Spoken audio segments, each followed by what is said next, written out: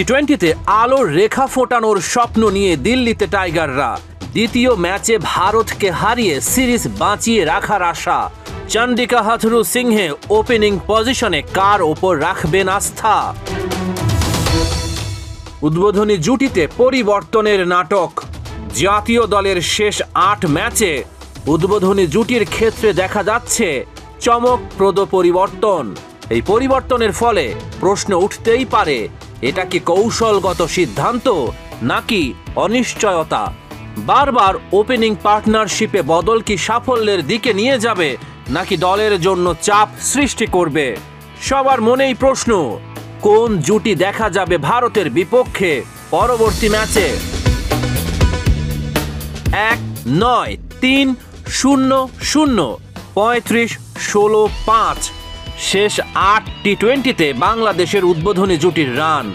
একটা গুরুত্বপূর্ণ প্রশ্ন, উদ্বোধনী জুটির অনিয়মিত পারফরম্যান্স দলের মধ্যে একটা চাপের সৃষ্টি করছে কি?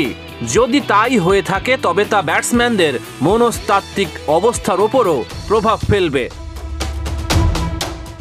বাংলাদেশ টি-20 দলের অন্যতম সেরা দুই অস্ত্রের পারফরম্যান্সের চিত্র সংকটের ইঙ্গিত দেয়। চলতি বছর শান্তর স্ট্রাইক রেট ১০০, লিটনের স্ট্রাইক রেট ৯৫, চরম হতাশাজনক।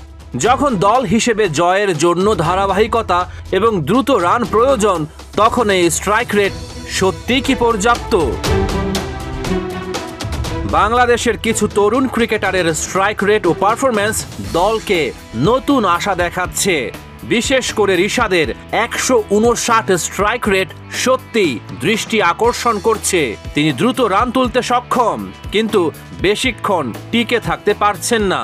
অভিজ্ঞ রিয়াদ শেষ বেলাতেও শান্ত লিটনদের চ্যালেঞ্জ ছুঁড়ে দিয়েছেন। বুধবার সিরিজের দ্বিতীয় টি-20 বিশ্ব চ্যাম্পিয়ন ভারতের বিপক্ষে টাইগাররা প্রতিদ্বন্দ্বিতা গড়ে তুলতে পারবে কি?